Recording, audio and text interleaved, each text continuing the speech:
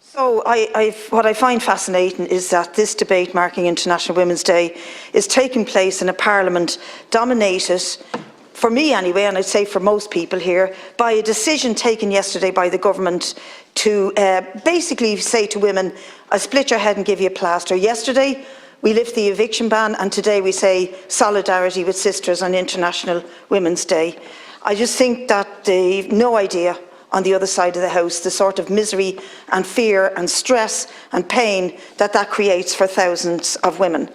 Housing is a feminist issue, but it's not the only challenge that women in this country face. There is so much unfinished business, and women should no longer have to wait. And as one of our colleagues just mentioned, the reduction of the domestic leave pay is another stain on the record of this government and another indication of splitting the head and giving a plaster. We still have restricted access to abortion and a lot less rights to abortion than we fought for in repeal. 9 out of 19 hospitals offer full abortion services, the rest don't.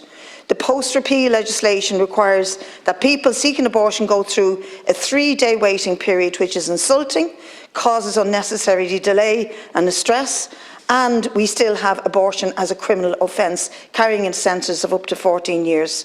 There's a 12-week limit on access to abortion and a 28-day limit on a decision for a doctor to carry out an abortion based on the fatal fetal anomaly clause. And this has meant that since the legislation was introduced post-repeal, over 700 women have had to travel to access abortion care. We in People Before Profit have put a bill before the House, the Health Regulation of Termination of Pregnancy Amendment Bill 2023. There's been an unacceptable delay in the production of the review on the legislation, which is required by legislation to have taken place within 3 years, and that bill will address all of those issues. And 1 year after Aisling Murphy's murder, and the worst year for femicide in this country, we're still no closer to meeting our targets for refuge spaces under the Istanbul Convention, which requires us to have 512 spaces. In 2021, shockingly, 62% of requests for refuge were turned down because there were no spaces.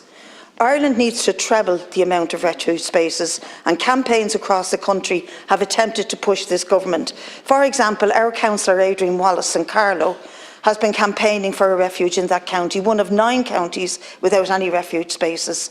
And last November at the council meeting was told that designs are in plan and are progressing.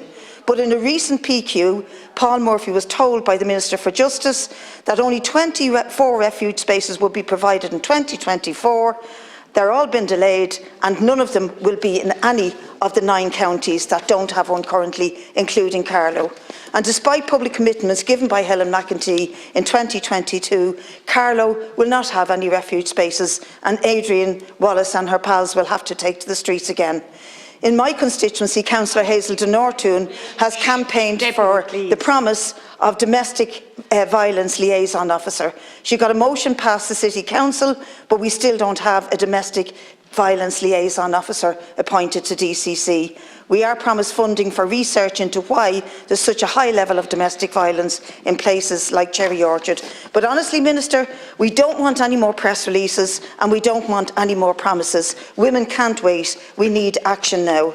The oppression of Irish women, of course, goes much back to the pervasive role of the Catholic Church in this country in collusion with the state, and the cruel enslavement of women in the mother and baby homes and the Magdalen laundries are testament to that. But we still have hospitals where religion still pulls the strings, including the new National Maternity Hospital, and 90% of our Catholic schools still have Catholic patronage. Many of them do not provide the required relationships and sexual education. I think that's a huge issue we have to look at. There's the gender pay gap, and we all know that this system globally gets women to do the work on the cheap that provides the next generation of workers, looks after all the care in the family home, and it means that they can continue, the system of capitalism can continue to gouge for profit. I want to say finally, solidarity to women everywhere, especially to the women of Iran. Thank you. Deputy